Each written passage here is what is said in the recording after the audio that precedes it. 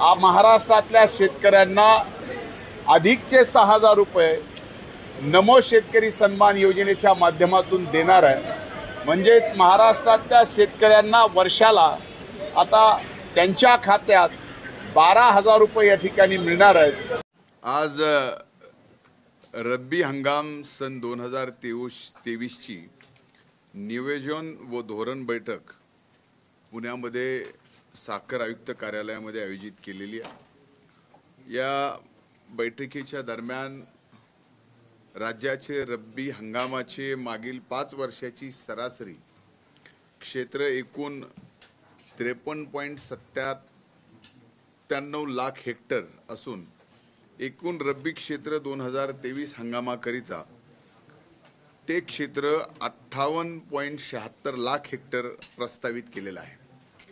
सरासरीच्या तुलनेमध्ये 9% अधिकचे क्षेत्र या रब्बी हंगामामध्ये प्रस्तावित केलेलं आहे। यामध्ये प्रामुख्याने 2023 मध्ये आंतरराष्ट्रीय तृणधान्य वर्ष म्हणून आपण आपला देश साजरा करतोय। म्हणून आंतरराष्ट्रीय तृणधान्य वर्ष म्हणून साजरा करत असताना घोषित केले असल्यामुळे रब्बी ज्वारी या क्षेत्रामध्ये जवळजवळ 2,47,00,000 हेक्टर त्याच्यात रब्बीची ज्वारी वाढवण्याचं या ठिकाणी वाढवण्यात आलेलं आहे।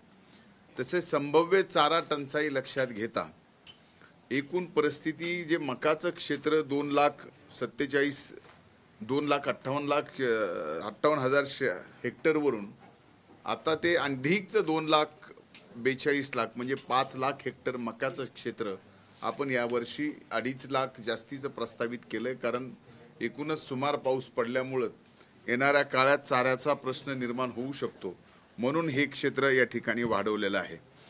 एकूण रब्बी ज्वारीचं क्षेत्र मी सांगितलं की 17 लाख हेक्टर वरून आता आपण यावेळेस 20 लाख हेक्टर वरती वाढ केलेली आहे। त्याच्यामध्ये सुद्धा 2.47 लाख हेक्टरची वाढ झाली आहे। गहू आणि हरभरा प्रस्तावित क्षेत्र अनुक्रमाने 10.49 लाख हेक्टर व 21.52 लाख हेक्टर असून सरासरी क्षेत्र एवढे आज यावेळेस ठेवण्यात आलेले आहे। ही वस्तुस्थिती आहे की यावेळेस थोडासा हरभऱ्याकडे शेतकऱ्यांचा कल या ठिकाणी दिसून येतोय। तेल बियाणे क्षेत्रामध्ये वाढ करण्याकरता करडई, जवस, मोहरी या पिकाखालील क्षेत्रामध्ये वाढ करण्यासाठी पुरेसा प्रमाणात आपण बियाणे सुद्धा या ठिकाणी उपलब्ध करून दिलेलं आहे। कधी नाही ते यावेळेस महाबीजनी आणि कृषी विभागाने अतिशय उत्कृष्ट काम केलं आणि 200 ग्रामचं जे बियाणं आपण देत होतो रब्बीसाठी शेतकऱ्यांना मोफत, ते आपण आता 2 किलोवर आपण त्या ठिकाणी देण्याचा निर्णय घेतल्यामुळं आणि ते अतिशय योग्य वेळेत दिल्यामुळं या ठिकाणी अशा सुमार पावसाच्या परिस्थितीत सुद्धा 5 लाख हेक्टर हे अधिकचं या ठिकाणी आपल्याला रब्बीचं क्षेत्र यावर्षी दिसून येत आहे। म्हणून ज्वारीचे 20 गुंठे क्षेत्राकरिता 2 किलो याप्रमाणे जवळजवळ 3,30,000 मिनी किट हे राज्यातील शेतकऱ्यांना पुरवण्यात येणार आहेत। काही पुरवले पण गेलेले आहेत। त्यामुळे 66,000 हेक्टर क्षेत्र रब्बी ज्वारीकरिता या ठिकाणी, तर मसूर पिकाचे 20 गुंठे क्षेत्राकरता 8 किलो याप्रमाणे 25,000 मिनी किट पुरवण्यात येणार आहेत। त्याचमधून 5,000 क्षेत्र हे लागवड अपेक्षित आहे। 57.86 लाख हेक्टर रब्बी क्षेत्राकरिता आवश्यक असणारे 9.51 क्विंटल बियाण्याच्या तुलनेत पुरेशा अशा प्रमाणात 11,10,158 किलो बियाणे आपल्याकडे उपलब्ध आहे।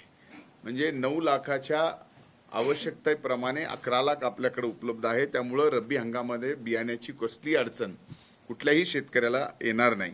तसेच रब्बी हंगामाकरिता आज 16.64 लाख मेट्रिक टन रासायनिक खते साठा उपलब्ध आहे। तसेच रब्बी हंगाम 2023 हंगामाकरिता 29.60 लाख मेट्रिक टन खत आवंटन केंद्र सरकारने मंजूर केलेलं आहे। म्हणजे रब्बी हंगाम 2023 करता 20 लाख शेतकऱ्यांकरता 20,792 कोटी पीक कर्ज सुद्धा उपलब्ध करून या ठिकाणी देण्यात येणार आहे। 20,782 कोटी पीक कर्ज देण्यात येणार आहे. 10/10/2023 अखेर प्रधानमंत्री किसान सन्मान निधी अंतर्गत राज्यातील लाभार्थ्यांना रुपये 25,659.82 कोटी निधी एकूण 14 हप्त्यामध्ये आतापर्यंत राज्यातील शेतकऱ्यांना PM किसान सन्मान योजनेतून मिळालेला आहे. प्रधानमंत्री पीक विमा योजना खरीप 2023 मध्ये 1,70,00,000 शेतकऱ्यांनी सहभाग या ठिकाणी घेतला आणि महाराष्ट्रानं यावेळेस पीक विमा योजना 1 रुपयामध्ये शेतकऱ्यांसाठी लागू केल्यामुळं या महायुती सरकारच्या या निर्णयामुळं 1,70,00,000 एवढा ऐतिहासिक आकडा शेतकऱ्याने पीक विमा भरण्याचा या ठिकाणी केलेला आहे. त्यामुळे आज महाराष्ट्रात नैसर्गिक आपत्ती एकीकडे पाऊस जास्त पडल्यामुळे असेल किंवा अधिकचा पावसाचा खंड पडलेल्यामुळे असेल, याचा या 1 रुपयाच्या पीक विमा योजनेचा फायदा शेतकऱ्यांना नक्कीच या ठिकाणी होणार आहे.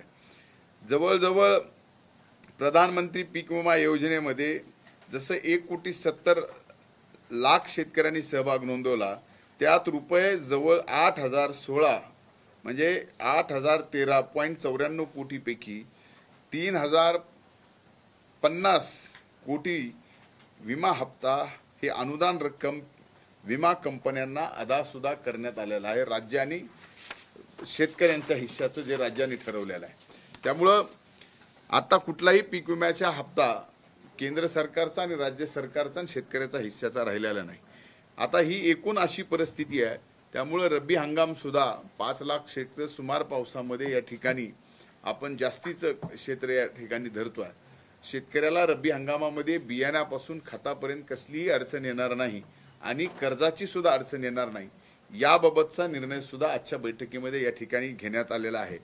माझी एकच शेतकऱ्यांना विनंती आहे की आपण रब्बी हंगामाला समोर जात असताना एक गोष्ट लक्षात घेतली पाहिजे की जरी आपण एकीकडे हरभऱ्याचं क्षेत्र वाढवत असलो, जरी आपण एकीकडे मक्याचं क्षेत्र वाढवत असलो, चारा यावेळेस आवश्यक आहे म्हणून, पण तरी सुद्धा रबीच्या ज्वारीच्या संदर्भातलं क्षेत्र वाढवणं हे शेतकऱ्यांना सुद्धा त्या ठिकाणी रबीच्या ज्वारीला योग्य भाव मिळवून देण्याच्या संदर्भात असेल, जवस असेल, तीळ असेल, करडई असेल, हे जे छोटे छोटे तृणधान्य आहेत या त्या बाबतीमध्ये सुद्धा शेतकऱ्यांनी रब्बी हंगामात पुढाकार घेऊन याचं सुद्धा क्षेत्र वाढवावं.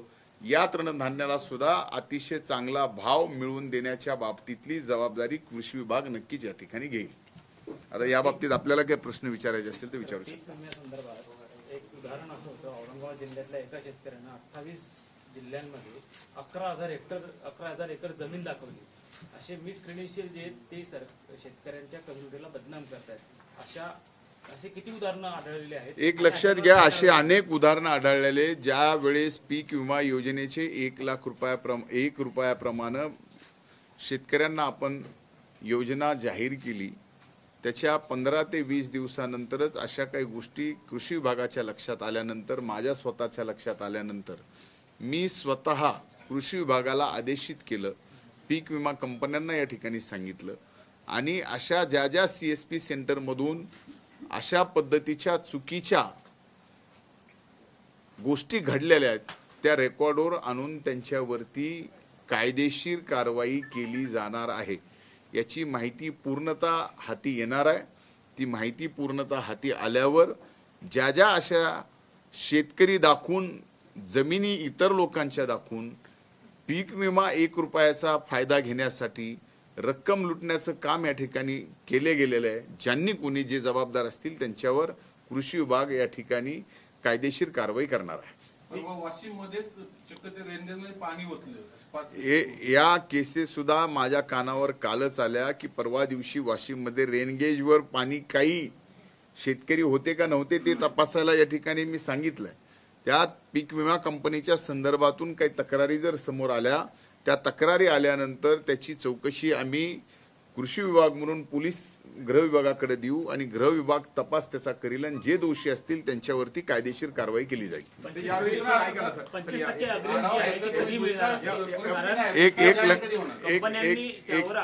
एक लक्षात घ्या, कंपन्यांनी आक्षेप घेणं हे स्वाभाविक आहे. आजपर्यंत प्रत्येक कुठलाही विमा देत असताना कंपनी हे ऑब्जेक्शन घेतं.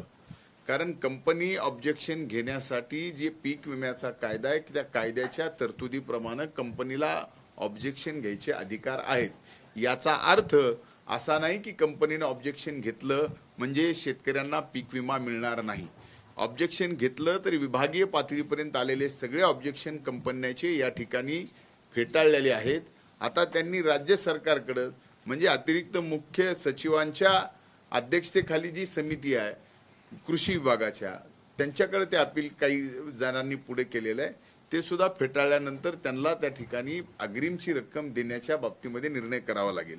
ही वस्तुस्थिती, त्याला कारण अशी काही घडली आहेत की वॉटर गेजमध्ये जसं एक उदाहरण आता तुम्ही या ठिकाणी सांगताय तसंच 21 दिवसाचा खंड मोडीत काढण्याच्या संदर्भामध्ये वॉटर गेजवर पाऊस पडलेला दिसतोय, पण त्या वॉटर गेजच्या अंतर्गत येणाऱ्या 25 गावामध्ये पाऊस कुठंच पडलेला नाही।